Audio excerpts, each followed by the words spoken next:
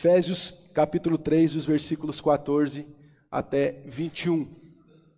Acharam, irmãos? Amém? Diz assim a santa palavra de Deus: por esta causa me ponho de joelhos diante do Pai, de quem toma o nome toda a família, tanto no céu como sobre toda a terra, para que, segundo a riqueza da sua glória, vos conceda que sejais fortalecidos com poder, mediante o seu Espírito no homem interior.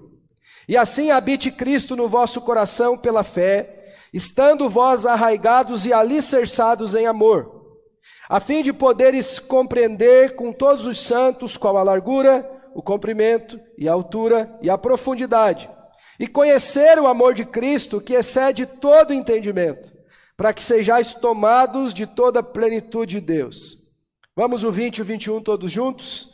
Ora, Ele é poderoso para fazer infinitamente mais do que tudo quanto pedimos ou pensamos, conforme o seu poder que opera em nós, a Ele seja a glória na igreja e em Cristo Jesus por todas as gerações, para todos sempre. Amém. Vamos orar mais uma vez?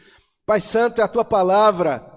Nós já cantamos louvores ao Teu nome, fizemos orações na certeza de que o Senhor nos ouviu, acolheu, recolheu os nossos pedidos. E agora nós te pedimos, ó Pai, fala-nos pela Tua palavra. Que o Teu Espírito instrua as nossas vidas. Somos necessitados, carentes da Tua instrução, da bendita palavra que procede do Senhor. Então nos diz mais uma vez o que queres comunicar-nos, Senhor. Em nome de Jesus, apesar de nós, suplicamos a Tua orientação. Amém. Queridos irmãos, um homem muito conhecido, um grande pregador inglês, pastor, renomado, lido, estudado, Charles Spurgeon, ele foi considerado o príncipe dos pregadores, por ser eloquente, um grande instrumento e uma ferramenta poderosa na mão de Deus para comunicar a verdade do Senhor. Deus era com aquele homem, para vocês terem uma ideia. Na sua biografia, quem relatou conta um episódio, um tanto quanto curioso, mas um testemunho do poder de Deus. Eles estavam arrumando a acústica da igreja, colocando sons novos, e Spurgeon, certa vez, foi testar a acústica dizendo: eis o Cordeiro de Deus que tira o pecado do mundo. E ao repetir algumas vezes, havia trabalhadores de uma obra próxima da igreja que foram tocados pelo Espírito Santo e se renderam a Cristo apenas com esses dizeres, tal qual era a operação de Deus na vida daquele homem. E alguém um dia foi visitar para conhecer a pregação de Spurgeon. E no relato daquela pessoa, ela dizia o seguinte: olha, de fato aquele homem é muito usado por Deus quando prega. Mas existe algo que me tocou muito mais profundamente. A maneira com que aquele homem ora é totalmente diferente. Ele fala com Deus como alguém que tem intimidade, como alguém que anda junto do Senhor. Eu sei que muita gente se surpreende com a sua pregação, e de fato ele é usado por Deus. Mas dizia aquela pessoa: o que mais impactou a minha vida foi a maneira com que aquele homem orava ao Senhor. E nós estamos aqui diante de uma oração preciosa, profunda, de um grande pregador que fora o apóstolo Paulo, de um grande escritor, de um teólogo, de gente que ensinou, de um homem que ensinou profundamente a verdade de Deus. Mas agora, este homem está fazendo uma preciosa oração pela igreja. Ele está numa prisão, e mesmo lá recluso, retido da sua liberdade, ele ora pelo povo de Deus, e na oração daquele homem, nós vemos Deus extrair beleza. É como a Escritura diz, que quando um fruto é apertado, quando a azeitona lhe é apertada, lhe sai azeite dali. O apóstolo Paulo está exalando o bom perfume de Cristo ao clamar pela igreja, ao dobrar os joelhos e buscar em favor daquele povo em que ele tanto amava. Deixe-me dizer algo. Se nós conhecemos a Deus, as nossas orações dirão muito a respeito de nossa fé. A maneira pela qual oramos nos ensina e nos mostra O quanto cremos em Deus, confiamos nele e quais são as prioridades do nosso coração. Veja comigo no texto, irmãos, versículo 14, vamos juntos? Leiamos todos juntos? Por esta causa me ponho de joelhos diante do Pai. Aqui nós temos nos 2 primeiros versículos uma introdução sobre aquilo que Paulo vai mencionar sobre os motivos. Pode passar, filha, por favor. Uma preciosa oração pela igreja, pode ir além, um pouco mais. Por esta causa, me ponho de joelhos diante do Pai. É claro, irmãos, que a Bíblia não diz que existe uma forma certa de orar, uma posição do corpo. Deus não ouve mais orações de joelho do que de pé. Aliás, eu não sei se você sabia, os judeus, o seu costume mais comum é orar de pé. Orações de joelhos eram mais típicas de momentos difíceis, de consagração, ou de momentos de profundo quebrantamento. O que o apóstolo Paulo está dizendo é que a causa pela qual ele está orando pela igreja é muito importante, ao ponto que ele dobra os joelhos diante de Deus por aquele povo. E nós precisamos aprender este princípio que Paulo está dizendo. Orações profundas, orações de quebrantamento, orações que o nosso coração está diante de Deus, se fazem necessárias na nossa vida. Nós podemos orar caminhando, de joelho, deitados. É claro que a minha posição do meu corpo comunica alguma coisa, concordam? Se eu estiver numa rede com o pé para cima, começar a falar, mostra um pouco de desleixo. Paulo está falando do compromisso dele com Deus. Eu acho estranho, irmãos queridos, que às vezes nós, como cristãos presbiterianos, temos uma dificuldade em dobrar o joelho. Parece que é um negócio estranho, tem gente que escandaliza se falar assim, vamos dobrar o joelho diante de Deus, povo.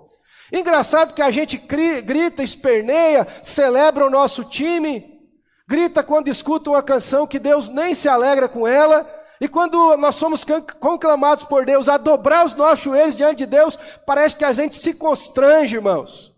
A gente tem que constranger as trevas. Diante de Deus nós temos que dobrar os nossos joelhos e clamar o nome dEle. E Paulo está dizendo, eu dobro os joelhos diante de Deus por esta causa.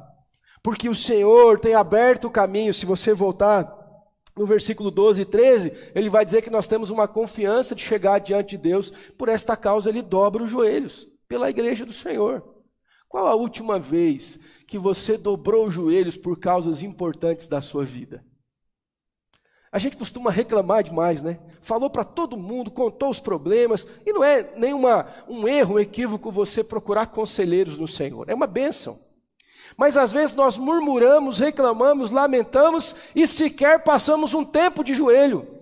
Tem gente que quer uma receita mágica para a mudança espiritual e o joelho dela há muito tempo não se dobra. Está errado isso. A receita para uma igreja viva, saudável, vibrante, evangelística, avivada é o quê? Jejum e oração, palavra de Deus. Se nós não dobrarmos os joelhos, nós não avançaremos. Existe um trocadilho que é um paradoxo. Uma igreja permanece de pé quando ela está de joelhos. Gravou aí? Repete comigo. Uma igreja permanece de pé quando ela está de joelhos. Quando nós dobramos os nossos joelhos diante de Deus, nós garantimos que o Senhor está conosco. Um escritor cristão disse o seguinte: quando um homem trabalha, ele trabalha. Quando um homem ora, Deus trabalha. Amém, irmãos? Paulo sabia bem disso. E ele continua dizendo no versículo 15 ainda, a título de introdução na oração que ele vai expor, ele diz o seguinte: de quem toma o nome toda a família, tanto no céu como sobre a terra. O que nós entendemos aqui? Ele está dizendo que Deus é o Pai, que toda a família deriva dele. Não é que toda a família pertence ao Senhor, porque senão Paulo estaria se contradizendo na sua própria pregação. Ele está pregando, evangelizando, falando que existem nessa própria carta trevas e luz, gente que está com Deus, gente que não está. Então ele não está dizendo que toda a família exclusivamente pertence a Deus, de servi-lo e adorá-lo. O que ele está dizendo é que a referência da nossa vida é o próprio Deus, que dele procede o nome que nós tomamos, toda a paternidade. Veja, dobre os joelhos diante do Pai, de quem toma o nome toda a família, tanto no céu como sobre a terra. Toda a família foi criada em Deus. A receita pronta para sua casa ser abençoada, O manual de instrução para um lar bem-sucedido, a referência, irmãos, já que ele usa a palavra pai, para sermos bons pais, está em quem, irmãos? No Senhor. É dele que toma todo o nome, de toda a família, de todos os tempos, no Senhor. Ele é quem instituiu, quem criou, quem estabeleceu. Ele dobra os seus joelhos diante do Pai, em quem as famílias sabem que ele foi o primeiro. E ele estabeleceu a nós o Deus abençoador. Mas algo interessante que nós vamos ver a seguir aqui, é que a oração de Paulo. Pensa comigo um instante. Se nós fôssemos fazer uma listinha de pedidos urgentes a Deus por nossa igreja, o que você colocaria na lista? Pensa aí em 4, 5 itens.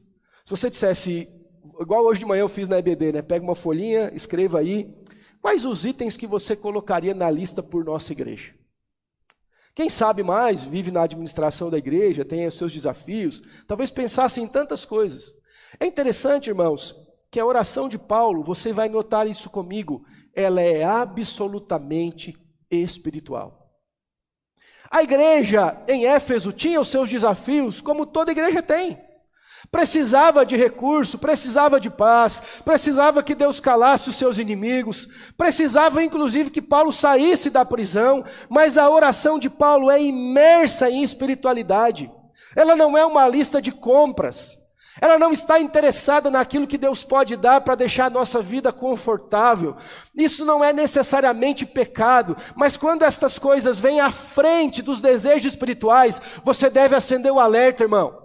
Se você está mais preocupado em trocar de carro do que ser cheio do Espírito Santo, preste atenção na sua vida espiritual. Se você está mais preocupado em receber umas férias e fazer uma viagem importante do que vencer os pecados que você tem costumeiramente lidado com eles, reveja sua vida espiritual. Paulo está mostrando que a essência do homem de Deus é orar por coisas espirituais. Isso fala muito da nossa vida. O que nós desejamos diante de Deus é um termômetro de nossa fé. Se você pensar assim, Senhor, quais são os meus principais pedidos que eu tenho apresentado diante do Senhor todos os dias? Fala muito sobre nossa fé. A igreja tem sido imatura nos nossos dias. Tem transformado Deus, e uma vez eu ouvi de um pastor uma frase bem forte. Ele disse, às vezes nós chegamos a Deus como um filho corre para um pai quando ele chega em casa. Isso é uma cena bela, né? O pai chega em casa, o filho corre para ele, mas ele diz assim, nós corremos para abraçar Deus e já levamos a mão no bolso dele. Entendeu? A gente quer abraçar Deus não por intimidade e comunhão, mas para ver se ele tem alguma coisa no bolso dele. Bernardo viveu uma fase, isso tem aí uns 2 anos atrás, está com 5, talvez entre 2 e 3. Sempre que a gente saía, de vez em quando trazia uma lembrancinha, né? E a gente chamava eu e a Dani de surpresinha. Era um doce, alguma coisa. Acabamos criando um formigão lá, agora a gente está lutando com isso. Mas sempre a gente entrava e dizia, cadê a minha surpresinha? Não é todo dia que tem surpresinha. Então, às vezes, nós estamos preocupados só naquilo que Deus pode oferecer. Reveja no seu coração. Qual o teor das suas orações? São orações espirituais? Irmãos, eu tenho dito isso aqui. O Senhor Jesus já disse também há muito tempo. Buscai primeiro o reino de Deus e a sua justiça, e estas coisas vos serão acrescentadas. Mas a gente, como é teimoso por natureza, corre atrás das coisas e esquece o que nós deveríamos priorizar. E aí, desculpa a expressão, nós estamos igual barata tonta atrás das coisas, e Deus está dizendo, se você me buscar de todo o coração, as coisas vão ser acrescentadas. Elas não devem ser o fundamento da sua busca, o Senhor deve ser o fundamento da sua busca. Amém, gente? É isso que Paulo está ensinando para nós. A oração dele é profundamente espiritual. Não é pecado orar a Deus pelas necessidades. O Senhor também ensinou em Mateus 6. Peça a Deus. Ele veste os lírios do campo, alimenta os pássaros dos céus. Mas nesse mesmo texto que ele vai dizer, entretanto, busque o reino de Deus e a sua justiça. Mateus 6, 33. E todas estas coisas vos serão acrescentadas. Quais são os motivos de oração que Paulo faz aqui? Vamos para o primeiro, por favor. Pode passar, Gabi. Versículo 16, vamos juntos, gente? Para que... Nossa, eu fui numa empolgação, gente, perceberam ou não? Vamos comigo, irmãos? Para que... segundo a riqueza da sua glória, vos conceda que sejais fortalecidos com poder, mediante o seu Espírito, o homem interior. Primeira coisa e motivo que Paulo ora. para que essa igreja seja fortalecida pelo poder do Espírito Santo no homem interior. Isso aqui não tem nada místico, esotérico. Homem interior que Paulo está dizendo, lembra que ele vai dizer em outro texto, que ainda que o homem exterior seja abalado, o interior se renova. Ainda que esse breve tabernáculo aqui seja destruído. Crente, irmãos, pode ficar doente, pode passar por problema, pode enfrentar dificuldade. O que não deve abalar é o homem interior. O que é isso? É a nossa alma, o nosso espírito, aquilo que comunica com Deus. O que ele está dizendo? Ele não está preocupado em absoluto com o que aquela igreja tem no seu exterior. O que ele está pedindo a Deus é que aquela igreja seja fortalecida pelo poder do Espírito Santo em si. Cada um daqueles crentes devem buscar ser cheios do Espírito Santo. A nossa compreensão teológica, irmãos, presbiteriana, é que todo crente tem o Espírito Santo. Ora, porque a Bíblia fala que aquele que tem a Cristo tem o Espírito Santo. Sim ou não? Estão em dúvida, irmãos? Aquele que tem a Cristo tem o Espírito Santo. Então, todo aquele cristão que nasceu de novo é a habitação do Espírito Santo. Mas, entretanto, todavia, preste atenção, tem uma grande diferença entre ser habitado pelo Espírito Santo e ser cheio do Espírito Santo. É diferente. A Bíblia traz essa diferença, e se isso não fosse distinto, o próprio apóstolo não iria dizer para nós, aqui no capítulo 5 dessa carta, que nós deveríamos nos encher do Espírito. Ora, todo crente é habitado pelo Espírito Santo, mas o enchimento do Espírito Santo é algo contínuo, que o apóstolo Paulo diz em Efésios capítulo 5. Aliás, vamos lá, se está em Efésios capítulo 3, adiante um pouquinho comigo no capítulo 5, versículo 18, nós vamos ler todos juntos. Acharam, irmãos? Já está na projeção, o povo dos slides é muito mais rápido que eu aqui. Vamos lá, juntos. E não... Mas é uma ordem de Deus. Paulo está orando que vocês sejam fortalecidos. Gente, não há outra forma de a gente ser fortalecido, senão pelo Espírito Santo de Deus. Eu disse isso aqui já inúmeras vezes. Você é muito mais fraco do que imagina. Eu tenho uma pregação que eu fiz recentemente lá no seminário, naquele texto em que Jesus fala com Pedro, né? Simão, Simão, Satanás pediu para vos se andar como trigo. O diabo pediu, na nossa linguagem assim meio paulistana, barra sulista, que é a minha, ô Pedrão, o diabo pediu para pisar você todinho e sobrar só o bagaço. Porque o que é alguém ser amassado como trigo? É isso. Mas eu roguei ao Pai para que isso não acontecesse. Pedro estava cheio de arrogância e soberba, achando que ele era alguma coisa, e Jesus disse, não, Pedro, ó, se não fosse a minha intercessão, você teria sido amassado, mas isso não vai acontecer. Então, irmãos queridos, nós não conseguimos lutar com as nossas armas, nós não estamos de pé porque nós somos fortes, nós precisamos do poder do Espírito Santo para avançar. Nós precisamos como igreja, preste atenção, isso é absolutamente urgente, nós precisamos como igreja buscar o enchimento do Espírito Santo. Não bagunça que o pessoal fala por aí afora. Não emocionalismo barato. Não esse poder criado no fundo de quintal, artificialmente produzido por sons, por imagens, por barulho, por fundo musical. Não. Poder genuíno do Espírito Santo, que muda a nossa vida, que faz a gente renunciar ao pecado, que ensina a gente a amar mais uns aos outros, perdoar uns aos outros. Não tem como um coração ser cheio do Espírito Santo e não ser impelido, constrangido a perdoar. Ninguém pode ser cheio do Espírito Santo e terminar um culto e começar a murmurar. Por isso nós precisamos ser cheios do Espírito Santo. Ninguém é cheio do Espírito Santo e não se constrange a ser generoso na causa do seu irmão. Por que a igreja do Novo Testamento, lá em Atos 2, que a gente olha assim, os nossos olhos se enchem e nós falamos, oh, que igreja maravilhosa, repartiam, amavam, o Espírito Santo atuava, gente era salva todo o tempo, numa pregação 3.000 se converteram. Hoje é 3.000 pregações para um se converter. Por que essa igreja é tão vívida? Essa cena é tão bela? Ah, Senhor, por que, irmãos? Porque eles eram cheios do Espírito Santo. O problema havia.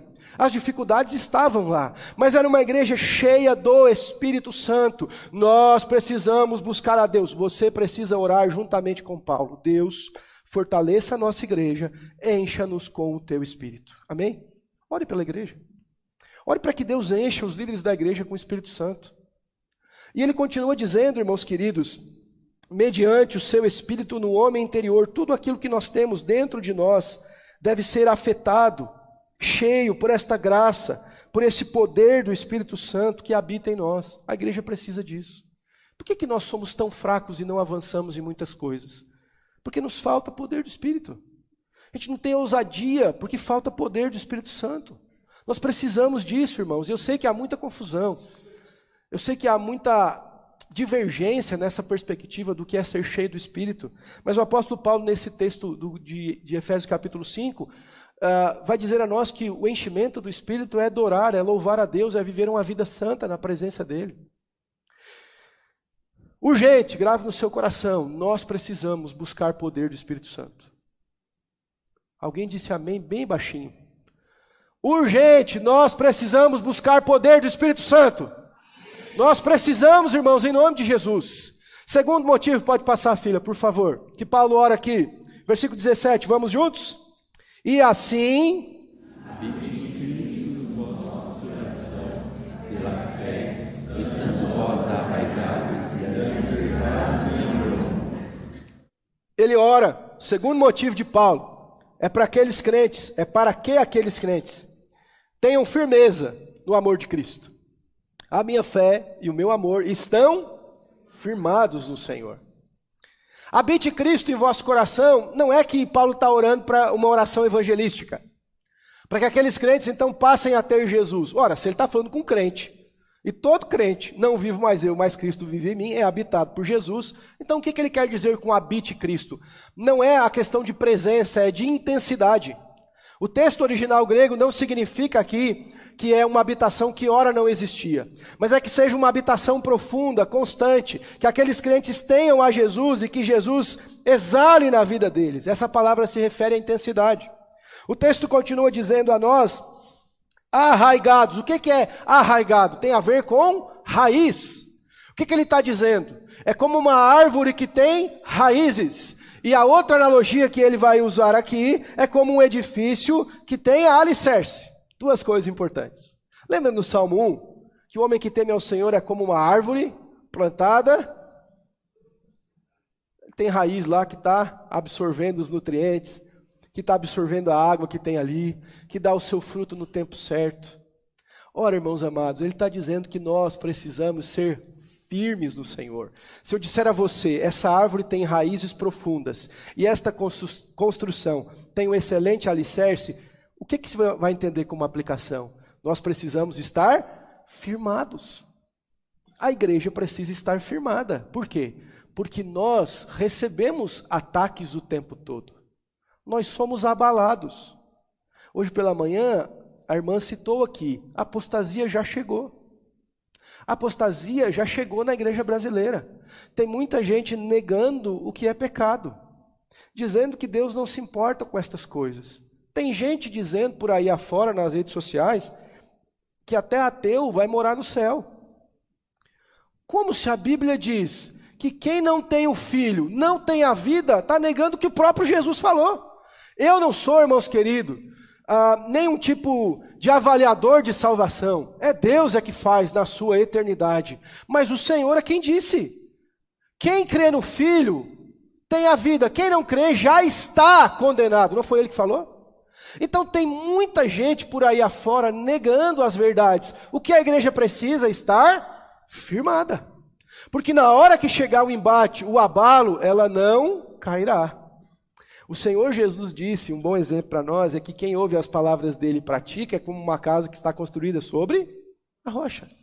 Paulo está orando por firmeza, ore por isso pela igreja. Senhor, firma o pé do povo. Dá raiz para esse povo. Tem gente, irmãos queridos, que não tem raiz. Parece aquelas plantas rasteiras que uma hora está aqui, sobe por uma cerca, daqui a pouco passa para outra. Crente firmado em Jesus tem raízes, firmeza, tem alicerce, sabe quem o salvou, crê na volta de Jesus, entende o que é pecado, compreende o que é graça, entende o que é o amor de Deus. Eu não estou dizendo que você tem de ser perito em todos os assuntos bíblicos. Quem o é, irmãos? Essa semana eu ouvi um pastor dizendo que quando os anjos querem dar risada, eles abrem um comentário bíblico desses eruditos cristãos aí, né? Eles abrem um comentário e falam, olha o que eles falaram. Porque a gente, muita coisa, nós especulamos. Mas existem assuntos elementares que nós temos que ter firmeza. Base. Como é que você vai encontrar isso, gente? Como é que você vai estar firmado? Firmado em Jesus, no amor dele, com comunhão, com palavra, com verdade. Tem gente cristã que às vezes cita frase que nem está na Bíblia, porque está repetindo a teologia do papagaio. Alguém falou, ele repete. Você tem que ter Bíblia no seu coração para ter firmeza. Firmados no amor do Senhor Jesus, arraigados e alicerçados. Esta igreja de Jesus precisa de um alicerce forte. Olha o que o apóstolo Paulo diz, essa raiz e esse alicerce, eles têm um invólucro, eles têm uma embalagem. Qual é essa embalagem, irmãos? Olha comigo no versículo 17. Pela fé, estando vós arraigados e alicerçados em amor. Nós podemos criar alicerce no legalismo. Nós podemos ter uma firmeza. Eu já vi gente se vangloriando dos costumes da sua igreja. E eles tinham uma listinha na cabeça, esse serve, esse não serve, essa vai, essa não vai. Esse alicerce deles era na sua doutrina, no seu entendimento, no seu costume, não em amor. Se o meu alicerce está aquém daquilo que Deus falou, não é um alicerce em amor. O alicerce da igreja e as suas raízes, elas estão alicerçadas no amor de Jesus. Amém, irmãos? Vamos aqui para o terceiro motivo. Ainda nesse quesito, pode passar, filha. Versículo 18 e 19, vamos juntos? A fim de...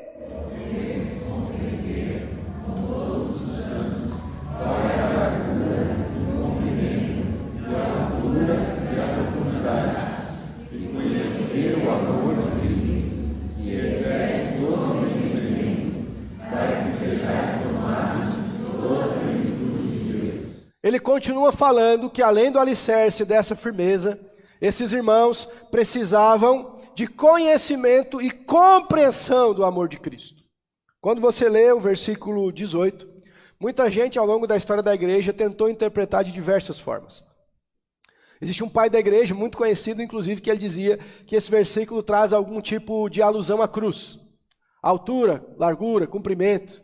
Mas o que Paulo está dizendo aqui, irmãos, é usando uma analogia de medidas para dizer nós precisamos compreender o amor de Deus. E ele mesmo vai falar que nós nunca vamos entender completamente.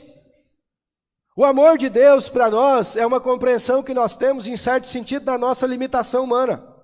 É uma analogia de dimensões para entendermos que o amor de Deus é maravilhoso.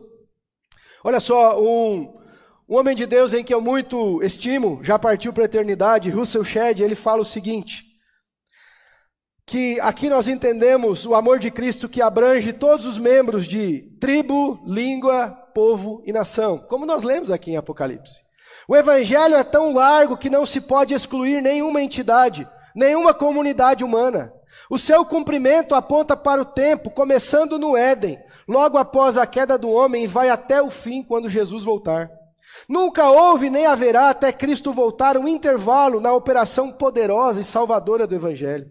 A terceira dimensão que temos aqui é a sua altura, que vem do mais altos céus e desce até o mais baixo inferno. E finalmente a sua profundidade chegará até os piores pecadores. Não há nenhum pecador ou rebelde que não possa ser incluído em tão grande salvação. Amém, irmãos? Entenderam essa dimensão que alcança? E agora Paulo continua dizendo, no versículo 19, e conhecer o amor de Cristo que excede todo entendimento, para que sejais tomados de toda a plenitude de Deus. Ele fala de duas coisas. No começo do versículo 18 ele fala de compreensão e depois ele fala de conhecimento. Aqui há uma distinção nesse entendimento. O conhecimento para o apóstolo Paulo, nesse texto original, significa um entendimento intelectual do que significa o amor de Deus, o amor de Cristo. Você precisa entender o que Deus fez. Você precisa ter o conhecimento bíblico. Mas ele também fala em outro sentido de um entendimento como compreensão de um experimentar deste amor. Olha que interessante, irmãos. Você não tem apenas que entender na sua cachola aí, na sua cabeça o que é o amor de Deus. Você tem que experimentá-lo. Entenderam? Nós não podemos ficar apenas na compreensão intelectual. Tem gente que conhece doutrina. Na cabeça dele está tudo bonitinho, mas não desceu ao coração. Então o que ele está dizendo? Nós temos que experimentar e entender, a Bíblia está aí dizendo para nós precisamos buscar o conhecimento bíblico. Muito cuidado. Querer apenas sentir, sem conhecimento bíblico, é procurar um caminho obscuro que Deus não trilhou para você. O Senhor deu a Escritura como referência para que o busquemos. Quem quer buscar a Deus fora da Bíblia é como alguém que quer nadar longe da água, não faz sentido. A Bíblia é a revelação de Deus. Então é pela palavra de Deus que eu busco conhecê-lo, mas ele está dizendo que o conhecimento não deve ser meramente intelectual, ele tem que ser uma experimentação de vida. Experimentar esse amor de Deus. Talvez você que esteja me ouvindo aqui nessa noite já ouviu muito falar sobre esse amor de Deus. Ouviu canções sobre este amor. Alguém já pregou para você sobre este amor e você ainda nunca tem experimentado. Hoje pode ser a noite de você ser tomado por esse amor de Deus, que enche a nossa vida nesse sentimento de que nós somos abraçados, acolhidos, tomados por essa graça do bom Deus. Que o Senhor te faça experimentar esse grande amor. O filho pródigo foi para longe da casa do pai, e mais no profundo da vida dele é que ele entendeu que lá na casa do pai existia amor, que o acolhia de braços abertos. Quero dizer para você que existe um pai aqui nessa noite que te acolhe de braços abertos, que não liga para o seu passado, que te dá uma roupa nova, que te põe sandálias nos pés, que põe um anel nas mãos, que manda fazer uma festa, porque você voltou. E a Bíblia diz que há festa nos céus quando um pecador se arrepende. Louvado seja o nome do Senhor. O conhecimento objetivo é necessário, mas não é suficiente. Nós não precisamos apenas de intelectualismo religioso, meramente teológico. Nós precisamos de experiência com Deus.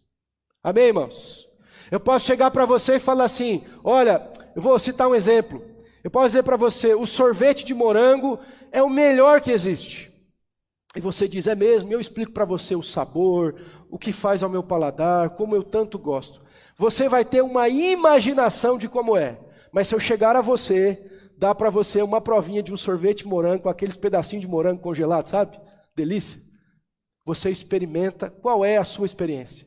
Totalmente diferente. Por quê? Porque você provou. O que Paulo está dizendo é que a gente não tem apenas que conhecer aqui o amor de Deus, mas experimentá-lo, prová-lo e dizer, ó, provai e vede que o Senhor é bom. Experimente do amor de Deus nessa noite. Amém, meus irmãos? Vamos à última aqui, pode passar a filha, por favor. E no versículo 19 ele diz o seguinte, conhecer o amor de Cristo que excede todo entendimento. Veja, primeiro ele fala de dimensões e agora ele diz que o amor de Cristo não tem uma compreensão. Excede o entendimento, não dá para descrever. Não dá para você explicar em palavras que amor é esse. Mas ele diz, para que sejais tomados de toda plenitude de Deus. Que oração bela. Ele quer uma igreja cheia de... O que é plenitude, irmãos? É uma experimentação, é ser cheio de Deus, é estar plenos do Senhor. Nós não deveríamos aceitar uma vida medíocre, uma vida mais ou menos, um pouquinho aqui.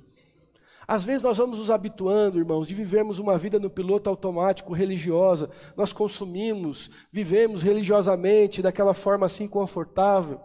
Eu já brinquei aqui certa vez, irmãos, é como se Deus fosse uma fonte inesgotável. Pensa na imensidão de um mar quando você está na beira da praia. Você olha aquela água perder de vista. E o Senhor diz para você, mergulhe, e você vai com a canequinha. Daquela antiga Duralex, tinha uma xicrinha pequena, lembra? Uma marronzinha que não quebrava por nada. Isso era mito, porque quebrava assim. Você ia lá e pega uma canequinha. Deus diz, encha, mergulhe, experimente. E você está só, não, isso aqui é suficiente para matar minha sede. Plenitude de Deus é ser cheio do Senhor. Por que homens e mulheres de Deus viveram uma vida que nós dizemos assim, ô Senhor, como nós gostaríamos? Por que ao invés de contar testemunhos nossos aqui, nós contamos de outros? Porque nos falta plenitude. Busca por ser cheio do Senhor. Plenitude aqui significa cheios de Deus. Nós gostamos de nos medir a nós mesmos comparando com outros crentes mais fracos, não é? Fala assim, não, mas olha fulano de tal, ciclano nem vem à igreja, Beltrano não sei o quê. Mas a referência agora aqui para Paulo quem é? Deus. A nossa referência é o Senhor. Paulo fala que a medida desse amor é Cristo e que nós não devemos nos orgulhar de coisa alguma. Quando tivermos alcançado a plenitude de Cristo, então nós chegamos ao limite. Ser cheio de Deus. Buscar o Senhor. Irmãos, eu quero deixar um último conselho aqui antes de irmos para a conclusão. Que Deus nos ajude a abandonar uma vida rasa. Nós só arranhamos a superfície ao invés de mergulharmos profundamente. Que Deus nos livre, irmãos, de vivermos uma vida religiosa medíocre. Fazemos só para o gasto. É só o que dá. E não nos envolvemos mais. Deixa eu dizer para você, a começar em mim, eu posso orar mais. Eu devo orar mais. Você pode orar mais. Você deve orar mais. Eu posso ler mais a Bíblia. Eu devo ler mais a Bíblia. Eu posso jejuar. Eu nem vou dizer jejuar mais, que faz tempinho já, não é não? Você pode e deve jejuar mais. Você deve se comprometer mais com o Senhor. E pode. Agora está borbulhando na sua cabeça um monte de argumento para você dizer, mas não é para mim não, é para Deus. Você pode, Ele sabe. Ele conhece a sua agenda, Ele sabe a sua vida. Ele sabe que quando você quer alguma coisa, você dá jeito. Você encaixa, você se esforça. Nós podemos, irmãos, experimentar uma vida menos rasa, mais profundidade, mais intimidade. Você não quer ver, irmãos, criancinhas cheias do Espírito Santo, jovens tomados por Deus, adolescentes cheios da graça, casais borbulhando, discipulando outros casais cheios do Espírito Santo, vidas se convertendo, pessoas abandonando os seus vícios, os seus pecados. Nós só experimentaremos isso quando nós abandonarmos uma vida rasa e nos enchemos do Espírito Santo e testemunharmos aqui milagres do Senhor. Amém, irmãos? Nós queremos, irmão, está chegando perto aqui, né? Mas nós queremos que falte lugar aqui, irmãos. Hoje quase que faltou, né? O povo olha por aí. Nós queremos, não para nós, mas porque o Senhor una o seu povo, avive sua igreja, levante o seu povo para a sua glória, para seu louvor. Abandonemos uma vida rasa. Fale isso essa semana no seu coração. Senhor, eu quero a oração de Paulo para a minha vida. Me faz abandonar uma vida rasa. Eu quero uma vida de profundidade, de entrega, de vida com o Senhor. Amém, irmãos?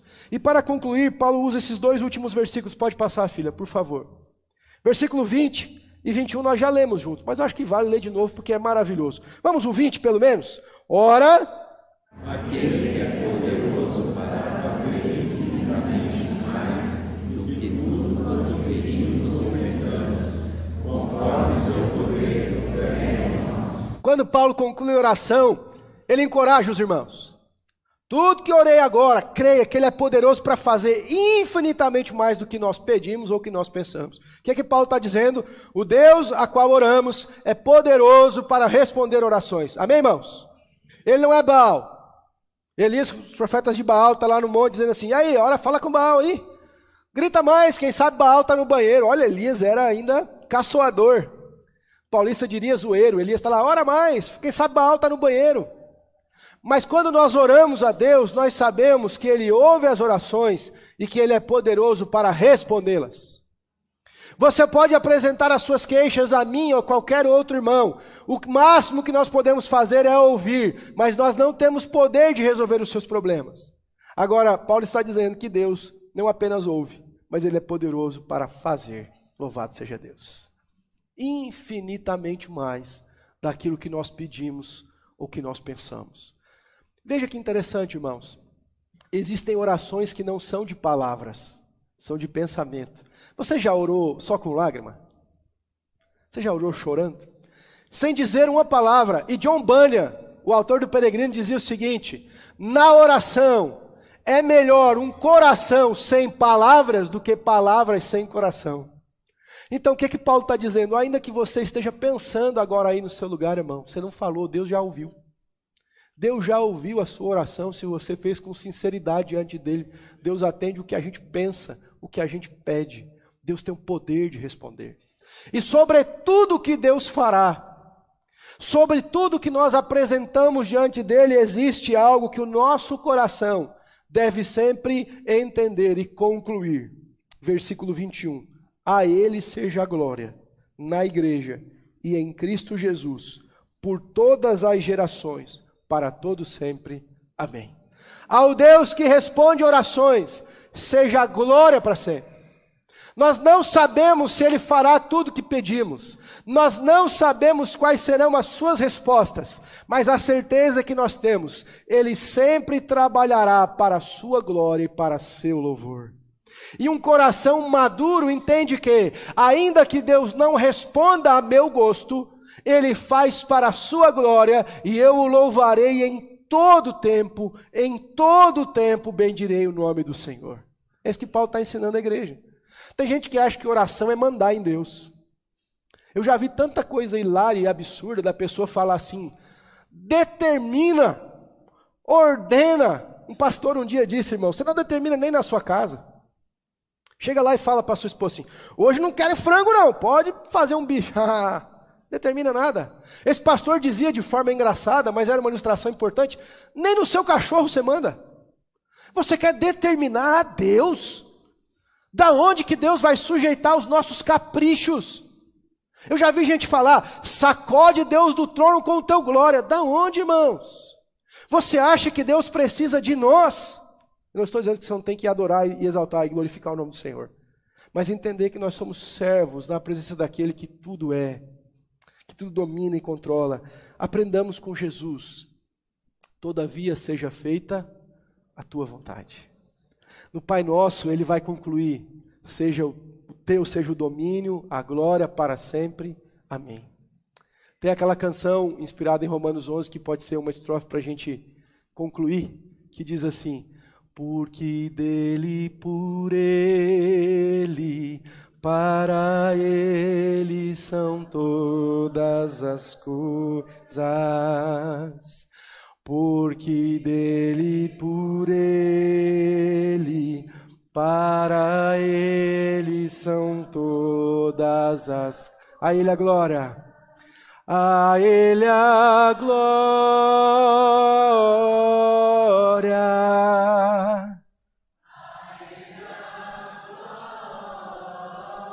Glória.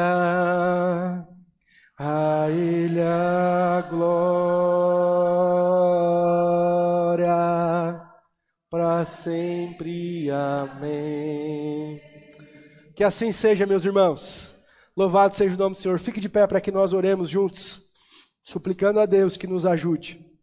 Como hoje ouvimos, que o Senhor nos faça cheios da sua graça, do poder do Espírito Santo, de firmeza no amor de Cristo, de conhecê-lo mais, de sermos cheios do Senhor, para louvor da sua glória. Pai, obrigado pela tua palavra, obrigado pela tua igreja que o Senhor congrega aqui. Obrigado pela tua instrução, por aquilo que procede do Senhor, que traz ao nosso coração vida, verdade, comunicação do teu grande amor por nós.